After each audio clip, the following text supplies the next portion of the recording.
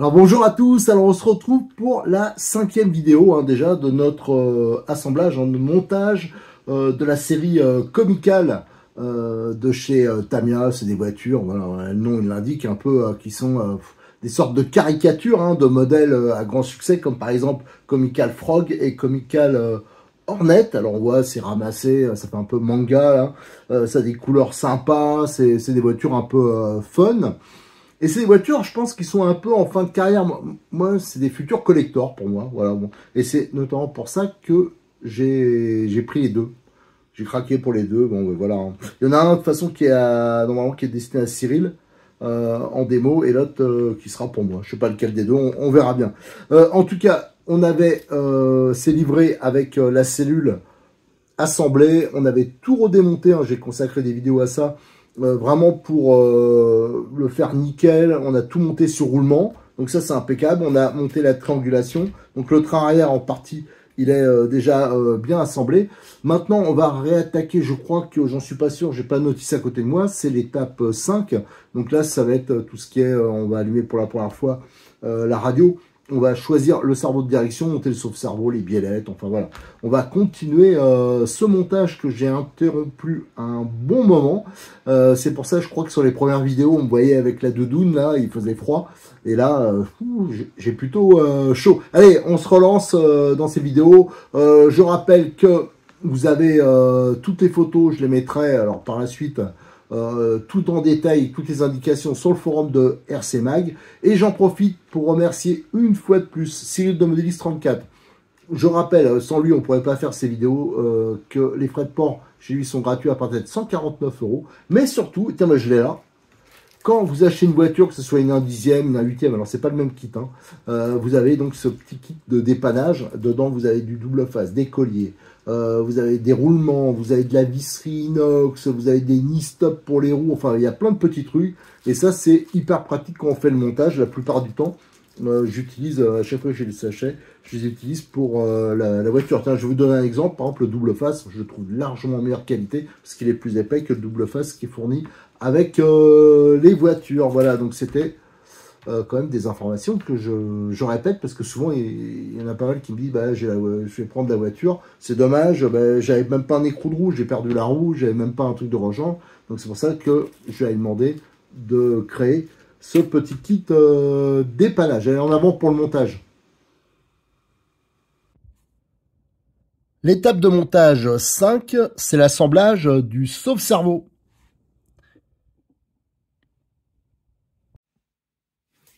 Donc après une longue interruption, franchement j'avais pas le temps, j'avais été obligé de mettre le projet de côté, plus il me manquait quelques éléments.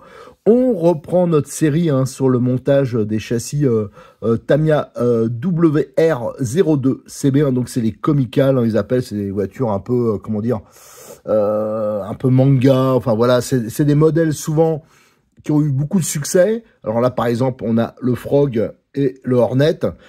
C'était des petits 4x2 dans les années 80 de loisirs. Et ils les ont mis avec des formes assez amusantes. C'est des voitures pour faire des roues arrière, pour faire un peu aussi façon un peu, je vais pas dire auto-tamponneuse, mais pas loin. Voilà, donc là c'est vraiment un retour en arrière. C'est des voitures qui sont, je trouve, hyper marrantes, hyper intéressantes, le look sympa. Et c'était parfait pour tout ce qui est les démonstrations, quand on fait des expos, tout ça, ça devrait plaire. Pour les collectionneurs, ceux qui aiment les voitures un peu originales, faites gaffe, c'est des voitures, je ne suis pas sûr qu'elles soient encore produites, il y a quelques stocks. Alors Cyril de Modéliste 34, c'est grâce à lui d'ailleurs qu'on peut faire ces vidéos, et il a encore un peu, il y a quelques options, tout ça, mais il y a des choses, j'ai regardé, qui commencent à disparaître. Donc ça, faut faire gaffe, c'est un peu comme le Munmat que j'ai présenté dernièrement. Si vous en voulez, il faudra quand même pas trop tarder. Alors, on s'était arrêté à la cellule arrière, qui est livrée prémontée, mais moi je l'avais entièrement démontée, c'est pour ça qu'il y a déjà eu plusieurs vidéos là-dessus. On l'avait monté sur roulement, enfin voilà, on a essayé de bosser parce que c'est des voitures qui vont rouler lors des démonstrations, donc ça roule bien, faut que ça soit fiable, un minimum performant par rapport, voilà, par rapport à l'utilisation, c'est pas pour faire des courses, loin de là. Donc on réattaque par l'étape 5. Alors l'étape 5, là, il va avoir le choix du cerveau. Donc là, on peut mettre des cerveaux standards. C'est une voiture qui est très légère, qui est peu performante. c'est un 2 roues motrices en plus. Alors un cerveau standard, par exemple un S13, hein, là je vous donne des références chez Modis 34, parce que c'est des cerveaux pas chers, eh bien, ça sera suffisant. Moi je préfère mettre quelques petits euros de plus, hein, je crois que ça doit être 25 euros, un truc comme ça, mais avoir un cerveau qui sera à vie, qui est rapide, fiable, et surtout qui est commun. Maintenant, je vais le standardiser sur les voitures. J'ai tendance à mettre beaucoup le S13. Mais en fin de compte, il y a certaines voitures où, pour des problèmes de place, il passe pas. Donc, je vais mettre le fameux S12 qui a l'avantage. Donc, je vous dis d'être puissant, d'être pas cher, d'être rapide, d'être fiable. Enfin, voilà, pour le prix, il est vraiment excellent. Le S12, voilà. Donc, et il est surtout bas, peu encombrant. Et ça, c'est vraiment un gros avantage. Et dessus, on va monter donc la commande, hein, le sauve-cerveau, qui est tout à fait commun chez Tamiya. Hein, c'est toujours le même système. Vous avez un ressort, voilà, comme ça. Il est en plastique. Vous avez la grappe, voilà. Donc, et il y a la pièce qui va venir se monter directement. Vous avez fût à bas. Alors, faut prendre le fût à bas, hein, parce que c'est des 25 dents. Vous avez, en fin de compte, maintenant c'est un standard, hein, 25 dents sur le cerveau. Hein. Je parle ici, mais avant c'était pas le cas. Il y avait, alors je crois qu'il y en a encore qui sont un peu différents comme Sanwa, mais là dans les cerveaux loisirs c'est quasiment tous 25 dents. Donc vous trompez pas, hein, parce que sur la grappe il y en a, il y a un choix. Dessus vous avez ces petites rotules de 5 mm qui sont tout à fait standards aussi chez Tamiya, sauf que souvent elles sont en laiton, là elles sont en acier, et qu'on va monter donc sur le bras du sauve-cerveau. Voilà. Alors là, je l'ai déjà monté. Pourquoi? Il y en a deux. Vous avez un noir et un gris. C'est parce que je monte. Alors, je sais pas si quand j'avais attaqué, je vous avoue que j'ai pas regardé les vidéos que j'avais fait au début, si j'avais indiqué ça, mais j'en monte deux à la fois. Hein. Donc, un Comical Hornet. Donc, ça, c'est des pièces noires. C'est la même voiture, hein, à peu près, à part la carrosserie et la couleur des jantes.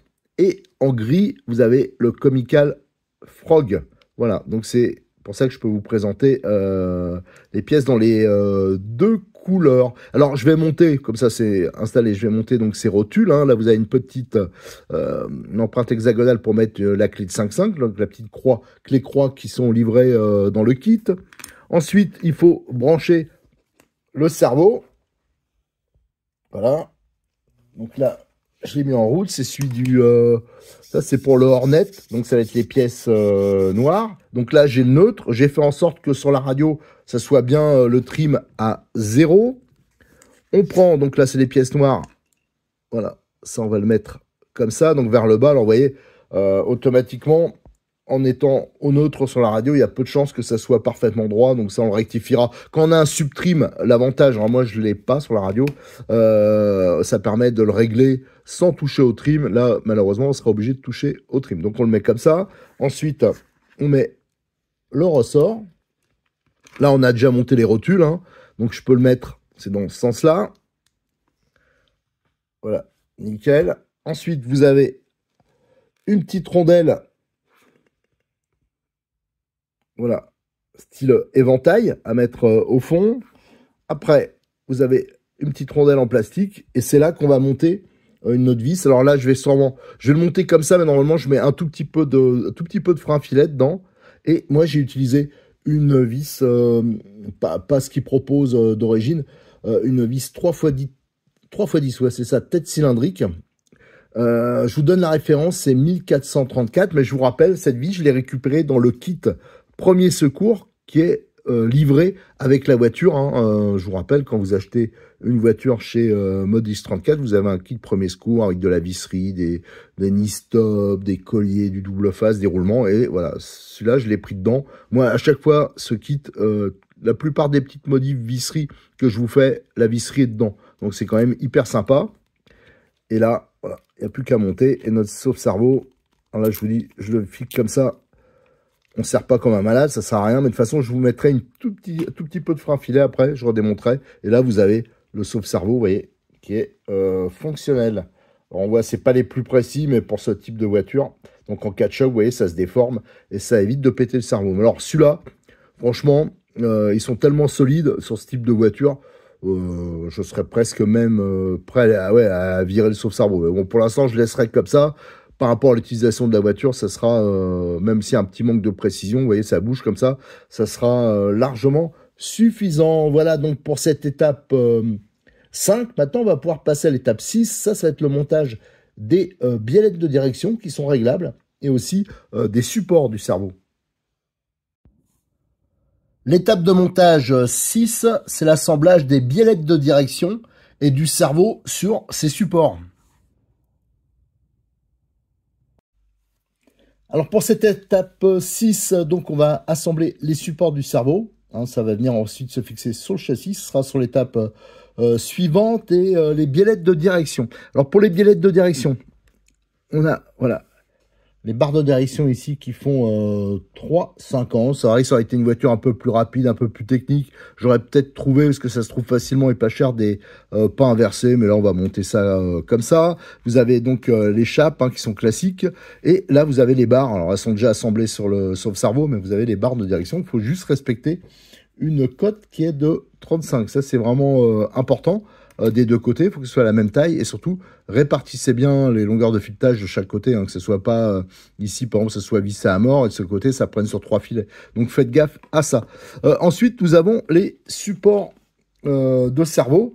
Donc ça va venir se fixer par une seule vis et là sur le flanc du châssis. Alors vous remarquerez que c'est pas symétrique. Ici vous avez une partie lisse.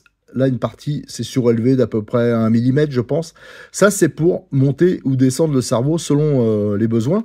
Donc, eux, ils indiquent, ici, il faut prendre la cote entre le bas de la patte, là, et le haut. Voilà, cette partie-là du cerveau, là, le haut du cerveau. Et là, on voit qu'il y a 1 mm. Eux, ils disent, si ça fait moins de 8 mm, il faut mettre de ce côté-là, donc pour le surélever. Si ça fait plus de 8 mm, vous retournez, ça se monte de ce côté. Alors là, voilà, là on le voit, c'est assemblé. D'ailleurs, j'ai mis l'échappe pas sur le bon, bon c'est pas grave. Donc là, c'est monté.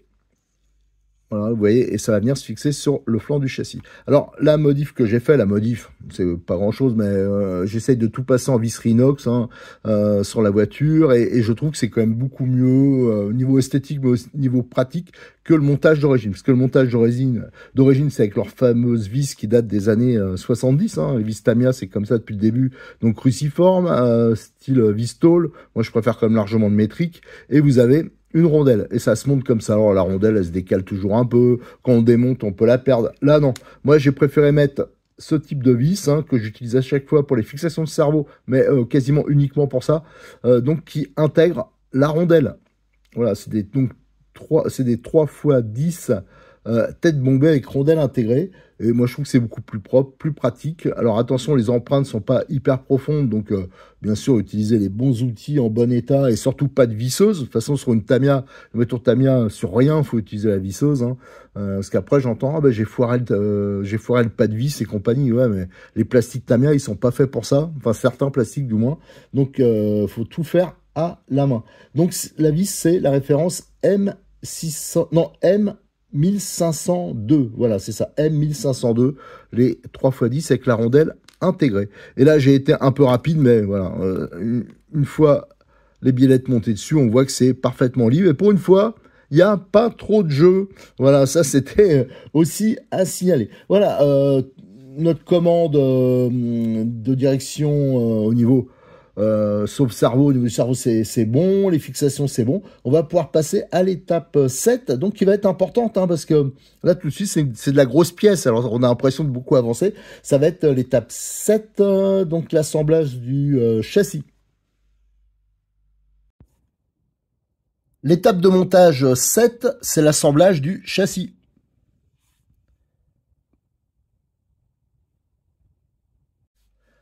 Alors cette étape 7, on va avoir l'impression d'avancer beaucoup sur cette étape parce qu'on va assembler le châssis, donc c'est une grosse pièce. Donc il va falloir mettre le cerveau dedans et il y aura cette pièce qui va venir se fixer, je crois, ici après, voilà, sur l'avant, plutôt comme ça. Qu'est-ce qu'on peut dire? Donc c'est un châssis poutre, je pense que ici ça va être l'emplacement pour la batterie, d'ailleurs on voit que ça arrondit. Si je me plante pas, donc parce que cette voiture, à vrai dire, je l'ai jamais vue entièrement montée, donc c'est une découverte avec vous. On voit que les bords sont arrondis, donc il faudra voir si toutes les batteries elles passent. On voit que les vis de fixation, c'est que des 3x10 avec, comme d'habitude chez Tamiya, l'empreinte cruciforme. Et moi, je vais tout passer en métrique, donc avec de la visserie inox. Donc c'est la référence, je ne me rappelle plus ce que c'est la référence en 3x10. Ah oui, c'est des M1434. Mais je rappelle, parce que je crois que je l'ai pas, entre le moment comme il s'est passé 6 mois au moins entre les premières vidéos et ma reprise, il y aura à la fin, je vais créer un kit visserie complet pour ceux qui veulent passer complètement en visserie inox. Il y aura toutes les vis modifiées dedans. Voilà, donc il en faut 10 et il y a une rondelle. Ça, c'est pour la fixation du cerveau. Alors, si je regarde bien au niveau de la fixation du cerveau, donc c'est ce côté-là, vous avez, on le voit, le premier trou de fixation, et ça, c'est le trou oblong, c'est par rapport à la taille des cerveaux. Donc, ça va venir sans qu'il y ait comme ça. Donc là, il faut penser à passer la biellette. Le cerveau, il sera tête en bas. Et on va venir le mettre ici. Alors, je ne sais même pas si j'ai la clé à côté de moi pour ça. Bon, je n'ai pas la clé à côté de moi, mais en fin de compte, on va mettre une vis ici. Et là, il y aura une vis avec une rondelle. Alors déjà, je vais fixer ça et on se retrouve tout de suite. Voilà, le cerveau est en place. Alors quand ils sont plus hauts, bien sûr, ça dépasse. C'est pour ça qu'il y a un évidement ici. Donc les fixations ici. Et là, on voit... Voilà. Donc là, le trou oblong par rapport à la taille. Ensuite, il faut mettre... je découvre en même temps que vous. Bon, attention au fil. Donc on l'enquille comme ça. Voilà. Et hop, ça s'ajuste parfaitement, comme souvent chez Tamiya. Et là, on va pouvoir mettre toutes les vis de fixation autour. Donc, je ne vais pas toutes les mettre, on va commencer. Et après, le reste, je fais hors caméra, parce qu'il y en a 10 quand même. Et comme je fais à la main, je le répète, faites à la main sur Tamiya. Parce que là, je suis sûr que je le fais à la visseuse, je foire au moins 1 ou 2 pas. C'est du plastique à la base, certains de leurs, enfin la plupart de leurs plastiques même, c'est des plastiques style maquette. Donc, ça fond. Voilà. Notamment quand vous prenez le kit. Alors, ça, c'est plus vrai. Avec la visserie d'origine, il y a moins de risques, faut bien l'avouer. Mais avec de la visserie métrique, quand vous prenez les kits de visserie, par exemple, sur les TT01, TT02, ça, là, le risque, il est quand même bien plus élevé. Allez, je vais pas faire les 10 vis comme ça. Je vais tout monter hors caméra et on se retrouvera. Alors bien sûr, il y a la pièce qui va venir ici. Vous avez la gorge. Ici, ça correspond aux 4 trous de fixation. Allez, je monte tout ça et on se retrouve tout de suite pour un petit bilan. Un petit bilan voilà, de cette étape 7. Châssis, l'assemblage est terminé. Alors ça, je pense qu'à sur l'avant, ça va venir comme ça. C'est pour la fixation du pare-choc. Regardez.